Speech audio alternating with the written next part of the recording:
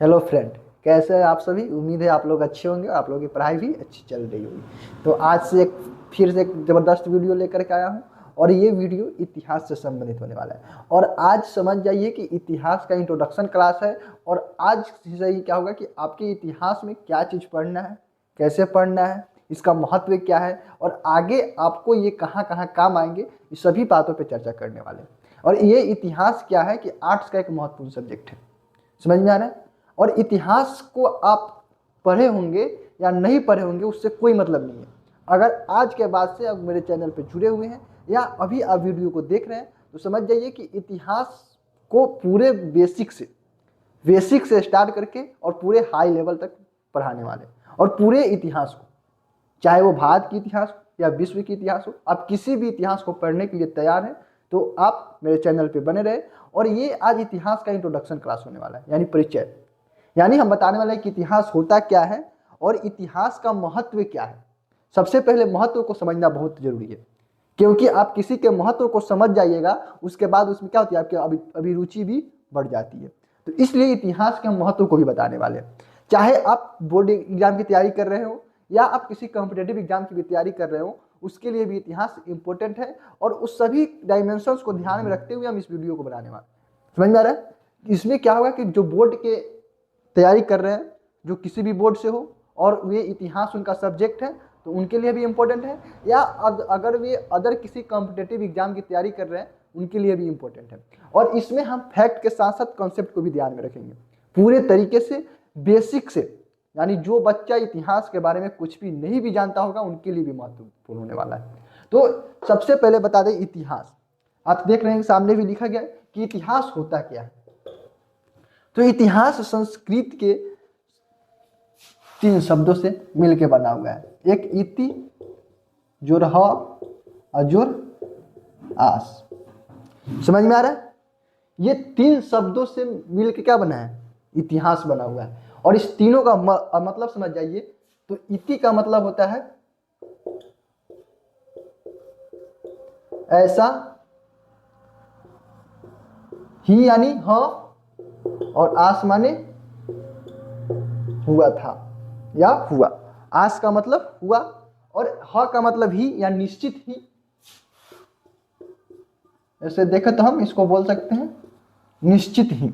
यानी इति, ह और आस, ये संस्कृत के 3 शब्द जिसमें इति का मतलब होता है ऐसा, और ह का मतलब निश्चित ही ऐसा, और आस माने हुआ। आस समझ में आ रहा है। ह आप ऐसे भी सुनिएगा, हाँ यानी एकदम है, और आस का मतलब हुआ, यानी ऐसा ही निश्चित हुआ था।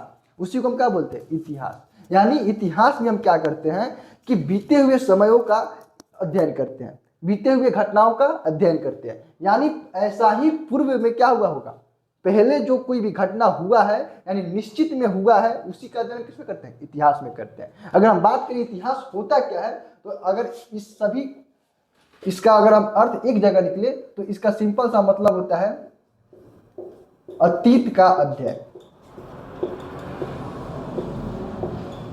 अतीत का अध्ययन, यानी अतीत का अध्ययन क्या कहलाता है, इतिहास कहलाता है। और अतीत का मतलब क्या होता है, अतीत का मतलब होता है बीता हुआ समय। यानी जो समय बीत चुका है उसी को हम क्या कहते हैं, अतीत कहते हैं। और जब हम बीते हुए समय का क्रमबद्ध, यानी क्रमबद्ध, समझ में आ रहा है, बीते हुए समय का कैसा अध्ययन, क्रमबद्ध, यानी अतीत का अध्ययन या बीते हुए समय का, बीते हुए समय का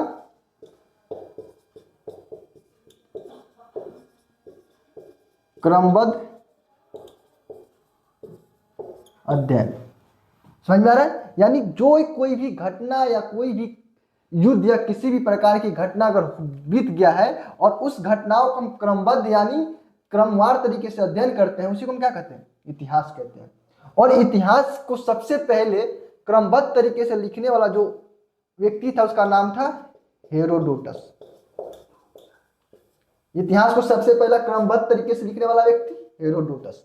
और हेरोडोटस ने ही सबसे पहले इतिहास को क्रमबद्ध तरीके से लिखा, इसलिए हेरोडोटस को इतिहास का जनक कहा जाता है। हेरोडोटस को इतिहास का जनक कहा जाता है। और हेरोडोटस ने ही सबसे पहली पुस्तक लिखी इतिहास से को क्रमबद्ध तरीके से, जिसका नाम था हिस्टोरिका।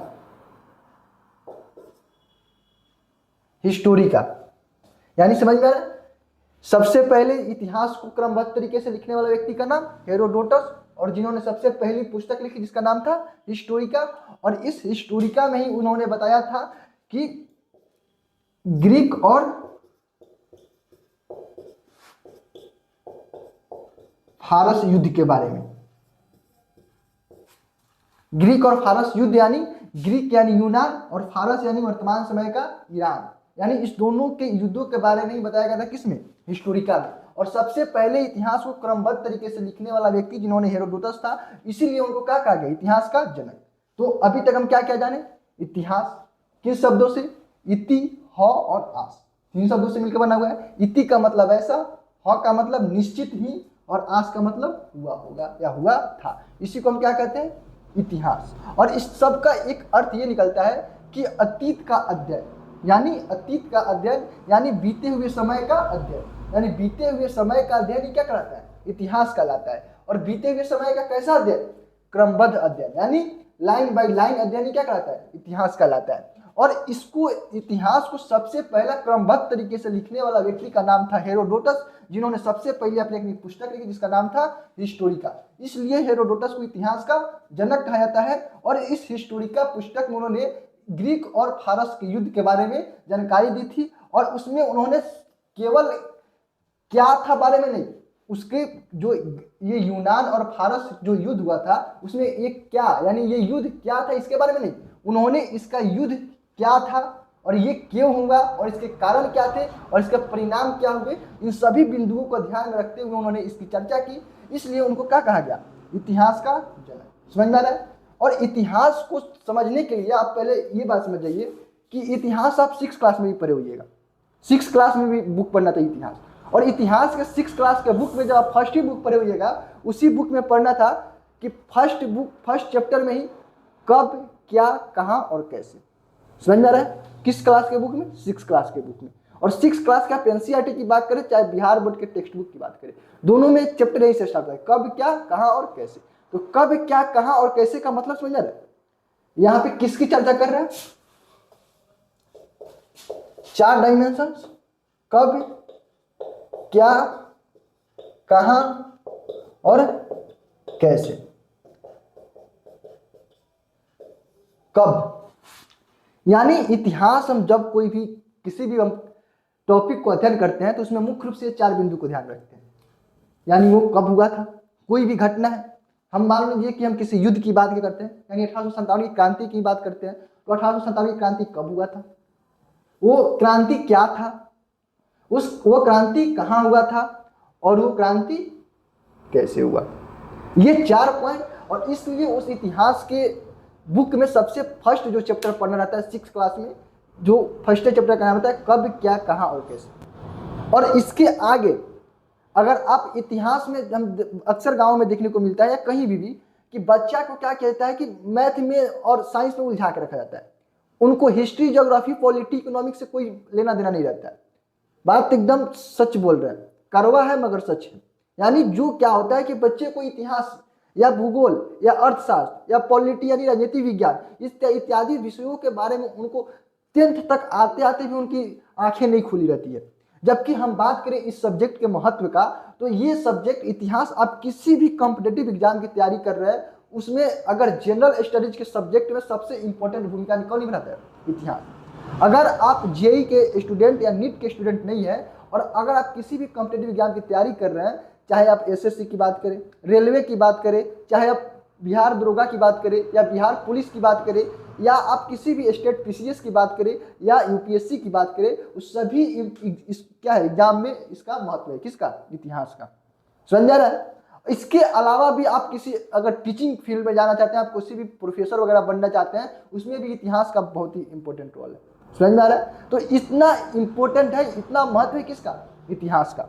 और बच्चे क्या करते हैं कि उनको 10th में जैसे आप जाइएगा तो सोशल साइंस वहाँ भी पढ़ना रहता है, तो उसमें भी इतिहास पे क्या करता है बच्चा कि कहीं से गेस वगैरह पढ़ के या कहीं से कुछ रिसोर्स वगैरह ले करके और उसको रट करके पढ़ लेते हैं। यानी उनको ये भी पता नहीं रहता कि इसको पढ़ने से क्या फायदा होगा और नहीं फायदा होगा। जबकि 6 में भी क्या है कि इतिहास पढ़ना रहता है। और बहुत सारे बच्चे को तो हम ये देखते हैं कि वो कॉम्पिटेटिव एग्जाम में जब तैयारी कर जाते हैं तो उनको पहली बार सिंधु घाटी सभ्यता, वैदिक काल, ऋग्वैदिक काल, उत्तर वैदिक काल, मौर्य साम्राज्य, गुप्त साम्राज्य इत्यादि का नाम सुनने को मिलता है। उनको लगता है कि ये कहाँ से आ गया। जबकि आप 6 क्लास के अगर बुक को आप पढ़ते होइएगा तो 6 क्लास के दूसरे ही चैप्टर में पढ़ना है कि आरंभिक नगर। आरंभिक नगर वहां पे चैप्टर का नाम है और उसमें हड़प्पा सभ्यता के बारे में पढ़ना है। यानी हड़प्पा सभ्यता यानी वही सिंधु घाटी सभ्यता जो भारत की सबसे प्राचीनतम सभ्यता थी, और उसी सभ्यता के बारे में सबसे पहले 6 के बुक में पढ़ना है। और बच्चा को वो 6 की बात क्या करे, वो कॉम्पिटेटिव एग्जाम की अगर तैयारी नहीं कर रहा है कोई बच्चा तो उस सिंधु घाटी सभ्यता के बारे में नहीं जानता है। और ये बात सच है। अगर आपको भी लगता है तो आप कमेंट में जरूर बताइएगा कि ये बात सच है या नहीं है। जैसे क्या होता है कि बच्चा मैथ में बहुत सारे कॉन्सेप्ट को समझ जाता है, इंग्लिश में भी कुछ कुछ कॉन्सेप्ट को समझ जाते हैं, लेकिन उनको हिस्ट्री, ज्योग्राफी, पॉलिटी, इकोनॉमिक्स इत्यादि से दूर दूर तक कोई रिश्ता नहीं रहता है। और जिसके चलते क्या होता है कि बच्चे को ये परेशानियां होती है। अगर हम कॉम्पिटेटिव एग्जाम की बात करते हैं, अगर हम एसएससी की बात करते हैं और एसएससी की हम किसी भी कॉम्पिटेटिव एग्जाम की बात करते हैं, चाहे जीडी की ही बात करें, चाहे हम सीजीएल की बात करें या सीएचएसएल की बात करें या एमटीएस की बात करें, इन सभी एग्जाम में अगर कोई बच्चा मैथ का तो क्वेश्चन सॉल्व कर लेता है, रीजनिंग का भी कर लेता है, जबकि सबसे ज्यादा उसको प्रॉब्लम होता है तो उसको यही जीके जीएस यानी जनरल स्टडीज के क्वेश्चन में। और वो जनरल स्टडीज यानी history, geography, polity, economics, physics, chemistry, biology. और ये क्यों होता है? सबसे ज्यादा प्रॉब्लम इसी में होता है, हिस्ट्री में, क्योंकि उनको पहले से किसी भी प्रकार का कोई रिलेशन इस सभी सब्जेक्ट से नहीं रहता है। और नहीं रहने का मेन कारण क्या रहता है कि इसका उनका महत्व पता नहीं रहता है। अगर उनको महत्व पता रहता तो इतिहास को अच्छे से पढ़ते। और इतिहास अगर आप कर ले रहे हैं, और इस वीडियो में हम पहले ही बताया कि इतिहास यहाँ पे हम जब स्टार्ट कर रहे हैं तो पूरे बेसिक से, यानी बेसिक का मतलब जो बच्चा कभी कुछ भी नहीं पढ़ा है फिर भी उनको कोई प्रॉब्लम नहीं होगा, और जो बच्चा किसी कॉम्पिटेटिव एग्जाम की तैयारी भी कर रहा है उनके लिए भी इंपॉर्टेंट होगा। यानी पूरे बेसिक से लेके पूरे हाई लेवल तक। यानी इसको अगर हम जनरल स्टडीज की भाषा में ही बोले तो मरियाना ट्रेंच से लेके माउंट एवरेस्ट तक, यानी सबसे जो गहरा स्थान है वो कौन है? मरियाना ट्रेंच, और सबसे ऊंचा स्थान माउंट एवरेस्ट, वहां तक। यानी पूरा नीचे से गहरा से स्टार्ट करेंगे और पूरा ऊपर तक ले जाएंगे, तो कोई भी परेशानी नहीं होगी। तो यहाँ तो इतना समझ में आया कि इतिहास होता क्या है, इतिहास के जनक या इतिहास के पिता किसे कहते हैं, उन्होंने कौन से पुस्तक लिखी और उस पुस्तक में उन्होंने किसके बारे में बताया था, और इनको क्यों इतिहास का जनक कहा जाता है ये भी आपको पता चल गया। इतिहास का महत्व क्या है ये भी पता चल गया। अब हम आगे बात करने वाले हैं कि इतिहास के मुख्य पहलुओं को और इतिहास में क्या क्या पढ़ना रहता है इसके बारे में। अब हम इतिहास के प्रमुख विषय सूची के बारे में जानने वाले हैं कि इतिहास में क्या क्या पढ़ना रहता है। तो इतिहास को अगर हम देखें तो इतिहास को मुख्य रूप से हम दो भागों में बांट के पढ़ते हैं, मुख्य रूप से दो, एक भारत का इतिहास और दूसरा विश्व का इतिहास। पहला भारत का इतिहास और दूसरा विश्व का इतिहास।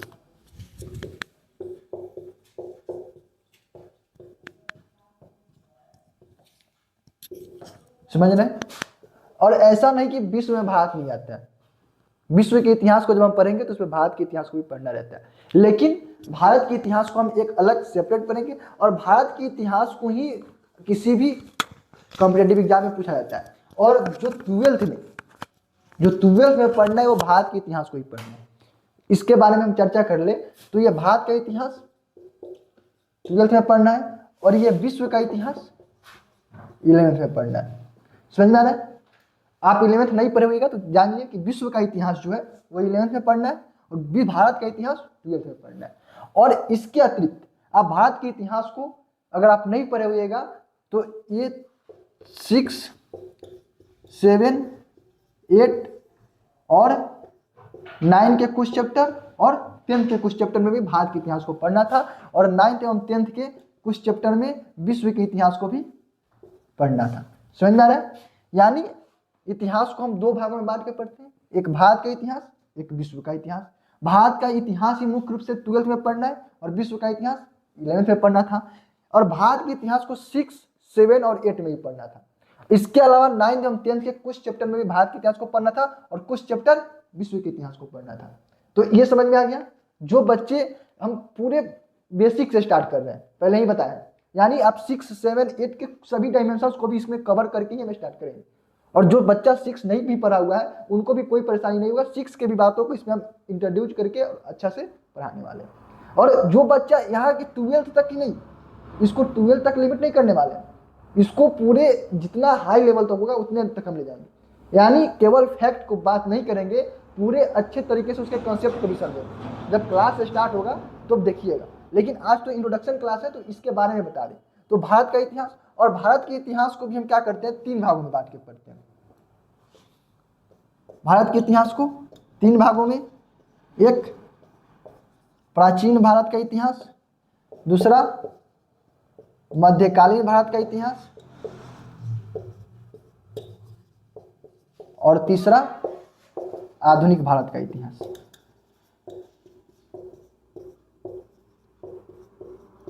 समझ में आ रहा है? यानी इतिहास को, भारत के इतिहास को भी कितने भाग में बांटे, प्राचीन भारत, मध्यकालीन भारत और आधुनिक भारत। वैसे ही हम विश्व के इतिहास की भी बात करें तो इसको भी टाइम पीरियड के अनुसार इसको भी प्राचीन, मध्यकालीन और आधुनिक विश्व में बांट सकते हैं। समझ में आ रहा है? यानी प्राचीन भारत की इतिहास है, वैसे ही अगर प्राचीन विश्व की बात करें तो प्राचीन विश्व में प्राचीन विश्व के प्राचीनतम सभ्यताओं का अध्ययन करेंगे। फिर उसके बाद मध्यकालीन भारत की बात करें तो जैसे मध्यकालीन भारत में भारत के महत्वपूर्ण साम्राज्य के बारे में पढ़ते हैं मध्यकाल के दौरान, वैसे ही यहाँ पे मध्य विश्व के महत्वपूर्ण साम्राज्य के बारे में पढ़ेंगे। फिर उसके बाद में आधुनिक भारत की जिस तरह हम बात करते हैं, वैसे ही अगर हम विश्व के इतिहास की बात करें तो उसमें विश्व के इतिहास में हम विश्व, आधुनिक विश्व का निर्माण कैसे हुआ, यानी इटली का एकीकरण कैसे हुआ, जर्मनी का एकीकरण कैसे हुआ, अमेरिकी क्रांति, अमेरिकी गृह युद्ध इत्यादि सब के बारे में पढ़ना रहता है।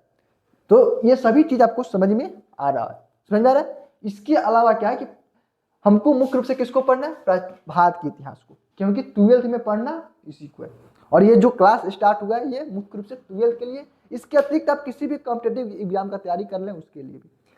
तो यहाँ पे, और इसमें हम पहले ही बताएं कि केवल 12th के विषयों को चर्चा नहीं की जाएगी, पूरे बेसिक से। यानी हमको पता है कि जो बच्चा 12th में अगर आर्ट्स लिया हुआ है तो वो 6, 7, 8 में जैसी परिस्थितियां देखने को मिलता है कि कुछ ही बच्चे पूरे तरीके से पढ़ पाते हैं इतिहास को, और उसके परेशानियों को हम समाधान के लिए हम हैं। यानी जो कोई भी 6 में भी कुछ अगर पॉइंट कुछ ऐसे होंगे जो नहीं समझ में आएगा बच्चे को, उसको भी हमें पहले उसको समझा करके तब जाकर हम 12th को उस टॉपिक को स्टार्ट करेंगे। यानी दोनों को रिलेट करके तब पढ़ाने वाले।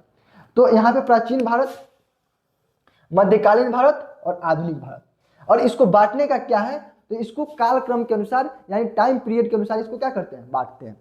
और प्राचीन भारत को हम लगभग बात करें तो आरंभिक युग से लेकर के 750 ईस्वी तक हम इसको किसमें अध्ययन करते हैं, प्राचीन भारत में।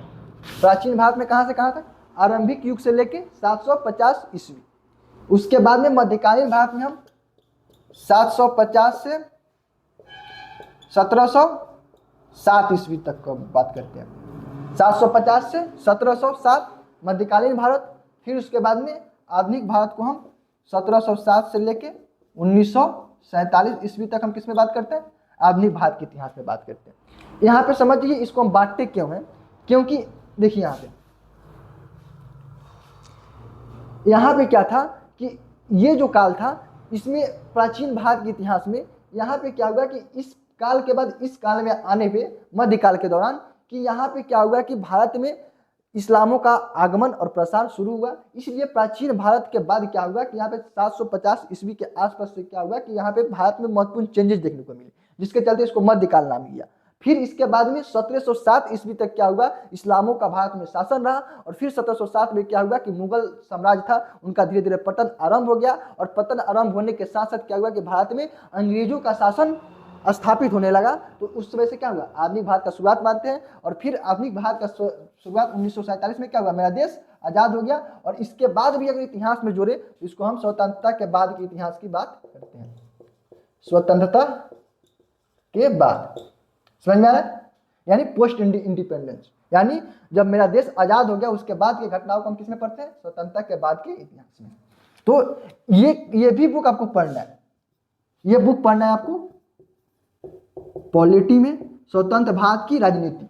उसमें केवल राजनीति के बारे में पढ़ना है। और ये 12th के ही पॉलिटी में पढ़ना है। स्वतंत्र भारत की राजनीति एक बुक है, उसमें केवल राजनीति से संबंधित घटनाओं को पढ़ना है। और अगर इतिहास की बात करें तो पोस्ट इंडिपेंडेंस सब्जेक्ट पढ़िएगा, यानी स्वतंत्रता के बाद के इतिहास। यानी उसको भी आप इतिहास में कवर कर सकते हैं। तो यहाँ पे ये समझ में आया कि भारत के इतिहास कई भाग, 3, प्राचीन, मध्यकालीन और आधुनिक। प्राचीन कब? आरंभिक युग से लेकर 750 ईस्वी, मध्यकालीन 750 से 1707 ईस्वी और आधुनिक 1707 से लेकर 1947 ईस्वी। इतना समझ में आ गया है। किसमें क्या पढ़ना है नहीं पढ़ना है इसके बारे में हम चर्चा करेंगे।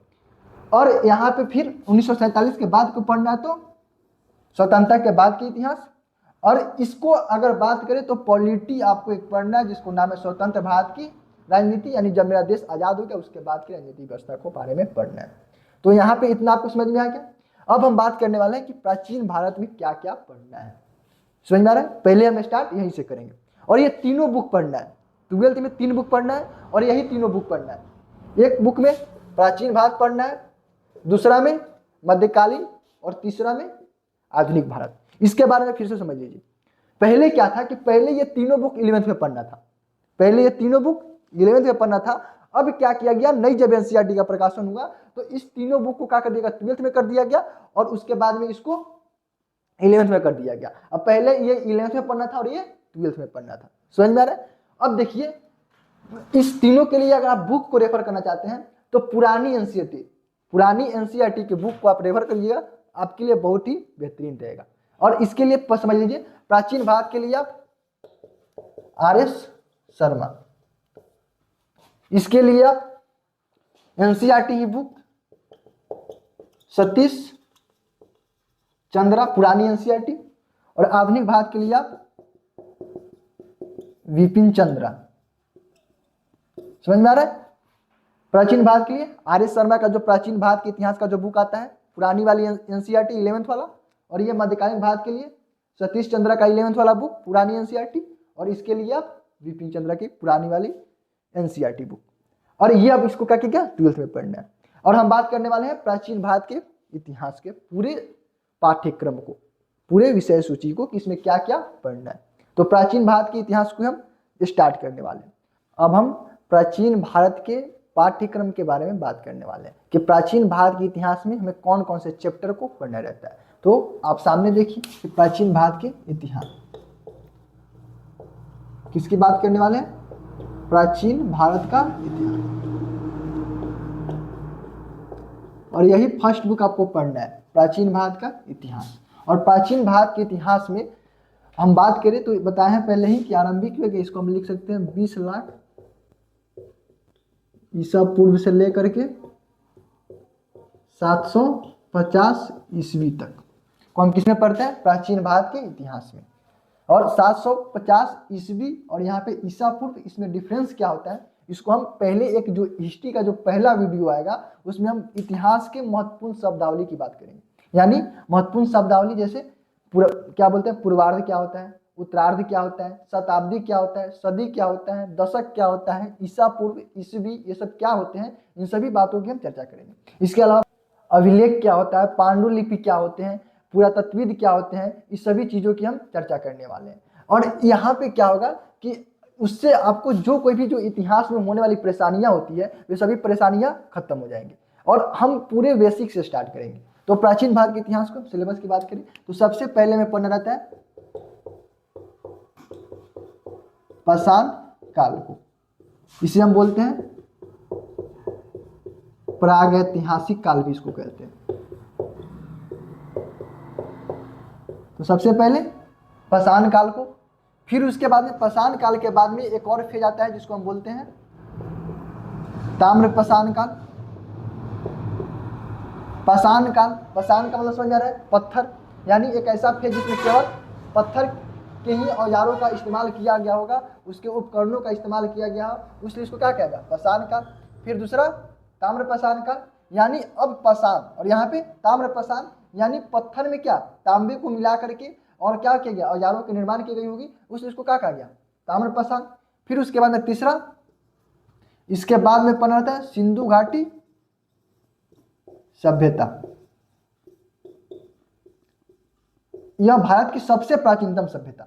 इससे पहले क्या था कि मानव किसी भी प्रकार के बसने की प्रक्रिया आरंभ नहीं हुई थी और लोग वहां पे बसने की प्रक्रिया आरंभ नहीं होने का मतलब लोग कहाँ रहते थे, जंगलों में रहते थे, वो सभ्य नहीं थे और वो सब किसी भी प्रकार के सभ्यताओं का निर्माण नहीं हुआ था। लेकिन सिंधु घाटी सभ्यता से क्या हुआ, वो उन्होंने बसने की प्रक्रिया आरंभ की और उन्होंने एक सभ्य पूर्वक रहना आरंभ किए। और यह भारत की सबसे प्राचीनतम सभ्यता थी और विश्व की प्राचीनतम सभ्यता मेसोपोटामिया की सभ्यता के समकालीन भी थी। तो यहाँ पे किसकी बात करेंगे हम, सिंधु घाटी सभ्यता की। फिर उसके बाद में सिंधु घाटी सभ्यता के बाद में हम बात करेंगे वैदिक काल की।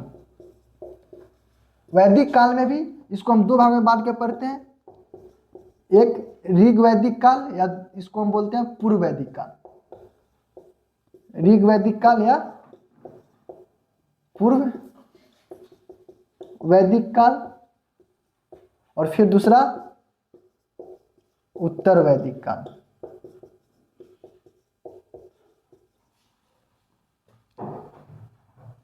सिंधु घाटी सभ्यता, फिर उसके बाद में वैदिक काल, फिर उसके बाद में एक और काल आता है जिसको हम बोलते हैं महाजनपद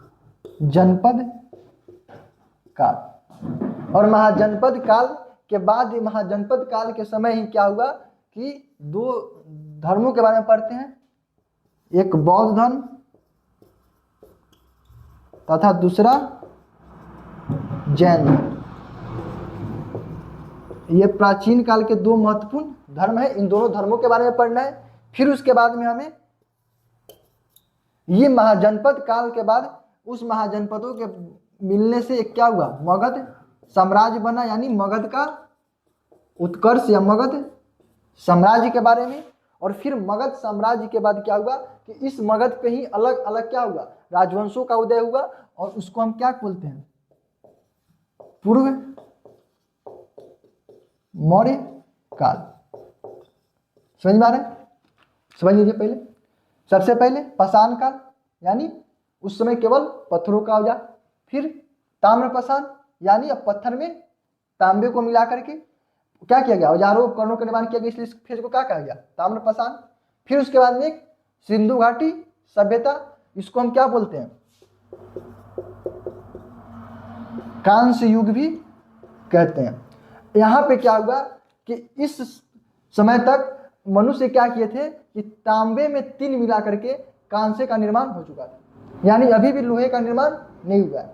सिंधु घाटी सभ्यता के उत्तर वैदिक काल तक आते आते लोहे का निर्माण हो चुका था और इसलिए इसको बोलते हैं लौह युग। समझ में आ रहा है, पाषाण, ताम्रपाषाण, कांस्य युग, लौह युग।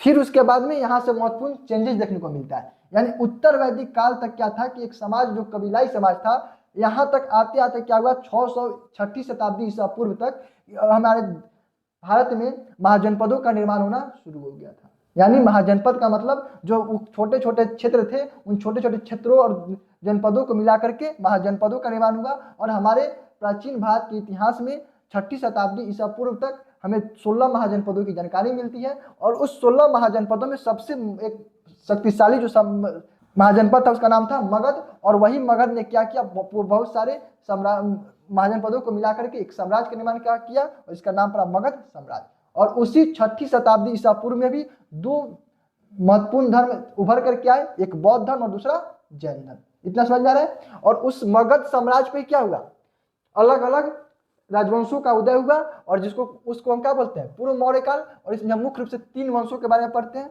एक हर्यक वंश,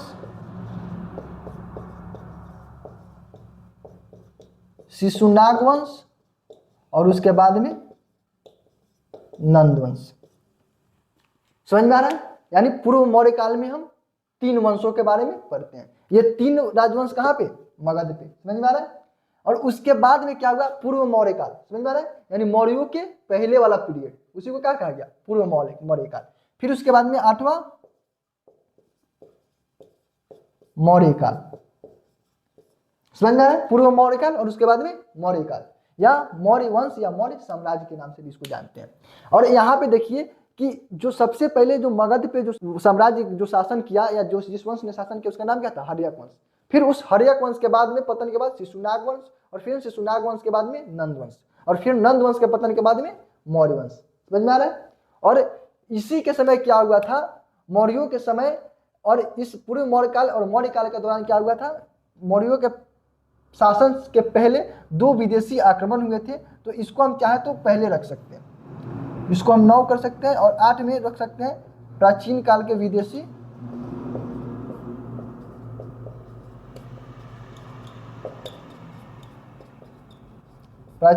विदेशी आक्रमण। और इसमें मुख्य रूप से 2 आक्रमण पढ़ना रहता है, एक ईरानी आक्रमण और दूसरा यूनानी आक्रमण। यानी एक ईरानियों के द्वारा जो आक्रमण किया गया, और दूसरा यूनानियों यानी सिकंदर के द्वारा जो आक्रमण किया गया उसके बारे में पढ़ना रहता है। फिर अगला है 9वां, उसमें हम उसके बाद में पढ़ते हैं मौर्योत्तर काल। अगला मौर्योत्तर काल, यानी फिर मौर्यों के जो बाद वाला जो फेज आया उसको क्या कहा गया, मौर्योत्तर काल। और मौर्योत्तर काल में भी अलग अलग राजवंशों के बारे में पढ़ना रहता है। यानी क्या हुआ कि इस समय तक एक मौर्य साम्राज्य जो फिर विखंडित हुआ, और फिर मौर्य साम्राज्य के विखंडित होने के बाद अलग अलग क्षेत्रों में छोटे छोटे राजवंशों का उदय हुआ, और उसके बारे में हमें पढ़ना रहता है। और मौर्योत्तर काल में भी विदेशी आक्रमणों की जानकारी मिलती है, और अलग अलग देशी और विदेशी शासकों के बारे में जानकारी मिलती है, उसके बारे में पढ़ना रहता है किसमें, मौर्योत्तर काल में। तो अगर आप इसको चाहें तो स्क्रीनशॉट भी ले सकते हैं, या इसको आप कॉपी में लिख रहे हैं तो अच्छी बात है। तो फिर हम अगला बात करने वाले हैं, तो मौर्योत्तर काल की बात हम करने वाले हैं, और मौर्योत्तर काल में हमें क्या क्या पढ़ना था इसके बारे में बात करने वाले हैं। तो मौर्योत्तर काल में मौर्यों के बाद में जिस राजवंशों के बारे में जानकारी मिलती है उसके बारे में पढ़ने वाले हैं। तो मौर्योत्तर काल, और मौर्योत्तर काल में भी विदेशी एवं देशी शासक, यानी देशी राजवंश और फिर उसके बाद में विदेशी राजवंश। देशी राजवंश में मुख्य रूप से शुंग वंश, कन्नौ वंश, आंध्र सातवाहन वंश या सातवाहन वंश, और उसके बाद में एक कलिंग के क्षेत्र में, उड़ीसा वाले क्षेत्र में चेदी वंश। वैसे ही विदेशी में इंडो ग्रीक, शक, पहलव और कुषाण। और इस चारों में सबसे इंपॉर्टेंट जो होता है वो कुषाण वंश के बारे में। तो इतना पढ़ना है किसमें, मौर्योत्तर काल में। फिर मौर्योत्तर काल के बाद में एक और जो महत्वपूर्ण जो वंश आता है उसका नाम है गुप्त वंश या गुप्त साम्राज्य। तो यहाँ पे क्या हुआ कि गुप्त वंश, मौर्य वंश के बाद क्या हुआ कि धीरे धीरे मौर्य साम्राज्य के पतन होने के बाद अलग अलग क्षेत्रों में अलग अलग राजवंशों का उदय हुआ। और वो क्या हुआ कि फिर उन सभी राजवंशों में क्या हुआ कि एक अंत में उन सभी को संगठित करके एक गुप्त वंश क्या हुआ, एक गुप्त साम्राज्य का निर्माण हुआ या गुप्त वंश का निर्माण हुआ। फिर गुप्त वंश के बाद में हम बात करते हैं गुप्तोत्तर काल की, गुप्त काल या गुप्त वंश। फिर उसके बाद में गुप्तोत्तर काल यानी गुप्तों के बाद के काल, यानी गुप्तों के पतन के बाद भी क्या हुआ, फिर अलग अलग क्षेत्रों में अलग अलग राजवंशों का उदय हुआ। और फिर उसके बाद में इसी के समय क्या हुआ, गुप्तोत्तर काल में एक सबसे जो महत्वपूर्ण राजवंश आया उसका नाम था पुष्यभूति वंश, और या उसी का अंत में जाके नाम पड़ गया अंत में वर्धन वंश। समझ में आ रहा है। तो गुप्तोत्तर काल में इसके अतिरिक्त भी बहुत सारे नामों को पढ़ने में, जैसे बंगाल के क्षेत्र में गौर वंश, फिर उसके बाद में परवर्ती गुप्त, मौखरी वंश, इस सभी के बारे में पढ़ना है। लेकिन इसमें सबसे इंपॉर्टेंट होता है पुष्यभूति वंश। फिर उसके बाद में इधर क्या है, ये भी बात की है सभी उत्तर भारत की। इसके बाद में दक्षिण भारत में भी, दक्षिण भारत के इतिहास की भी जानकारी मिलती है। तो उस दक्षिण भारत के इतिहास को भी पढ़ना रहता है। और दक्षिण भारत के इतिहास में मुख्य रूप से 3 राजवंशों को इंपॉर्टेंट रहता है, जो है चोल, चेर और पांड्य वंश। ये 3 क्या है, महत्वपूर्ण है दक्षिण भारत के इतिहास में, जिनकी जानकारी हमें संगम साहित्य से मिलती है। और उत्तर भारत की अपेक्षा क्या होता है कि दक्षिण भारत के इतिहास थोड़े देर से विकास करते हैं। जैसे क्या था कि इधर उत्तर भारत में जब तक मगध साम्राज्य का निर्माण हो गया था, तब तक वहाँ पे क्या था कि अभी महापाषाण का दौर चल रहा था। यानी उत्तर भारत की अपेक्षा दक्षिण भारत का इतिहास थोड़ा सा पिछड़ा हुआ था। वहां पे अभी किसी भी प्रकार का साम्राज्य और किसी भी प्रकार के राजवंशों की जानकारी उस समय तक नहीं मिली थी।